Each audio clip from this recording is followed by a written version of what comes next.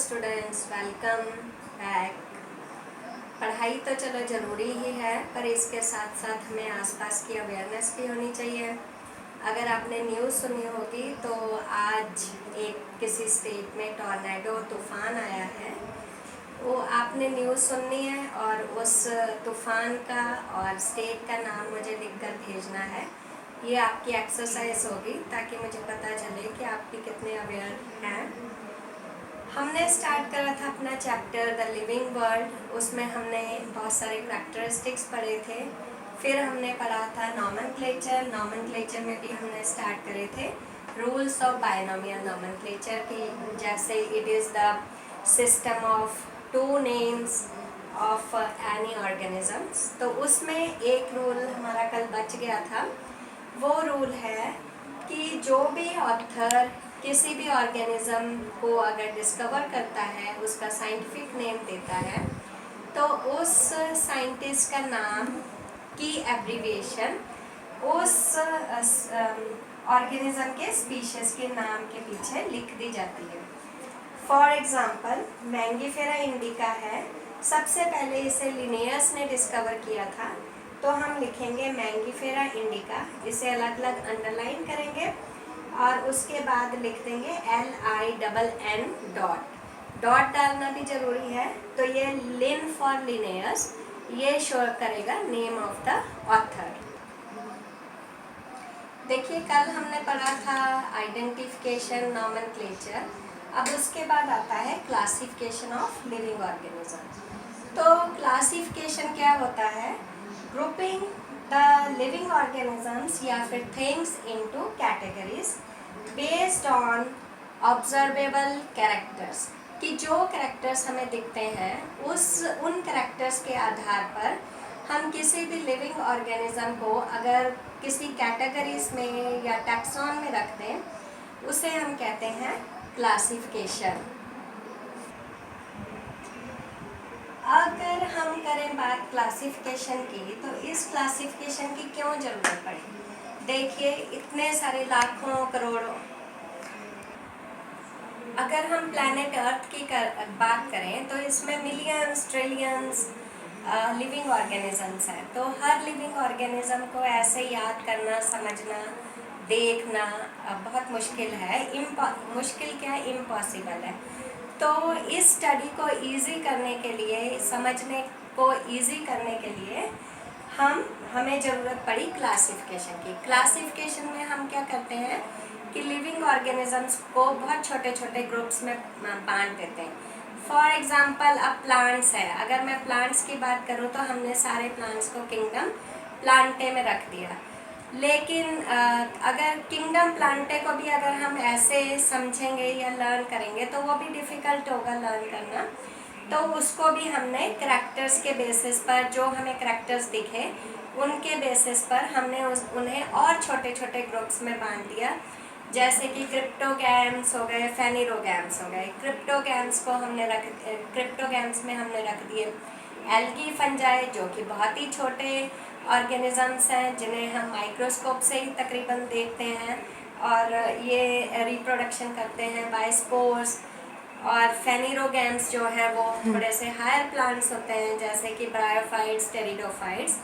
So to make convenient for us, या to make our study convenient, to make our understanding easy, हमें ज़रूरत पड़ी classification की, या फिर उस समय साइंटिस्ट ने क्लासिफिकेशन दिया था या लिविंग ऑर्गेनिजम्स को क्लासिफाई कर दिया था। देखिए अगर हम एनिमल्स की बात करें तो एनिमल्स भी बहुत सारे हैं दुनिया में।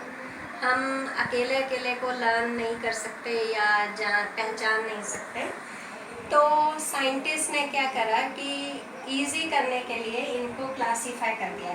किंगडम एनिमलिया को दो ग्रुप्स में बांट दिया, एक सेल्स के बेसिस पर, दूसरा टिश्यूज ऑर्गन सिस्टम के बेसिस पर। अब इसमें सेल्स वाले में आता है पोरीफेरा, टिश्यूज़ वाले में सिलेंट्रेटा से लेकर मैमेलिया क्लास तक सारे लिविंग ऑर्गेनिजम्स होते हैं। तो इससे आपको अपने आप ही समझ आ जाएगा कि कितना इजी हो गया है हर लिविंग ऑर्गेनिज्म को पहचानना, जानना और उसकी आगे स्टडी करनी। लिविंग ऑर्गेनिजम्स को क्लासीफाई करने के लिए जो कैटेगरी बनाते हैं उस कैटेगरी को कहते हैं टैक्सा। अब टैक्सा से हमें कैटेगरीज अलग अलग लेवल्स पर कैटेगरीज का पता लगता है। फॉर एग्जांपल अगर हम किंगडम्स में सबसे छोटी यूनिट की बात करें तो सबसे छोटी यूनिट है स्पीशीज, स्पीशीज से बड़ी है जीनस से बड़ी है फैमिली, फैमिली से बड़ी है ऑर्डर। इसे कहते हैं टैक्सोनॉमिकल हिरार्की, जो कि हमने अपने कल लेक्चर में पढ़ना है। यहाँ तो मैंने थोड़ा सा आपको बताया है कि टैक्सा क्या होता है। जो ये डिफरेंट लेवल्स बताए हुए हैं जिनमें हमने लिविंग ऑर्गेनिजम्स को डिवाइड किया है, उसे कहते हैं टैक्सा। तो हम क्लासिफिकेशन को कैसे डिफाइन कर सकते हैं? लिविंग ऑर्गेनिजम्स जो कि करैक्टर्स के बेसिस पर जिन्हें हम डिफरेंट टैक्सा में डिवाइड करते हैं या क्लासीफाई करते हैं, उसे कहते हैं क्लासिफिकेशन। तो कुल मिला के करैक्टराइजेशन, आइडेंटिफिकेशन, क्लासिफिकेशन एंड नॉमेनक्लेचर, ये सारे प्रोसेसेस हैं टैक्सोनॉमी के। या फिर दूसरे टर्म्स में अगर हम कहें तो टैक्सोनॉमी को हम डिफाइन कर सकते हैं branch of science which deals with the characterization, identification, classification and nomenclature of any living organisms is called as taxonomy। देखिए, ह्यूमन जो है ना बहुत सेल्फिश और बहुत क्लेवर है। उसे हमेशा से ये दिमाग में रहता है कि मैं बहुत सारे या सारे लिविंग ऑर्गेनिजम्स की स्टडी कर लूँ और उनके डाइवर्सिटीज़ के बारे में पता कर लूँ और उनके रिलेशनशिप के बारे में भी स्टडी कर लूँ। तो यहाँ तक जो बात थी क्लासिफिकेशन की, वो तो था कि सिस्टमेटिक अरेंजमेंट ऑफ ऑर्गेनिजम्स। लेकिन जब हम सिस्टमेटिक अरेंजमेंट ऑफ ऑर्गेनिजम्स तो करते हैं, पर उसके साथ साथ हर लिविंग ऑर्गेनिजम्स का आपस में रिलेशनशिप भी स्टडी करते हैं, तो उस ब्रांच को या उस स्टडी को हम कहते हैं सिस्टेमैटिक्स।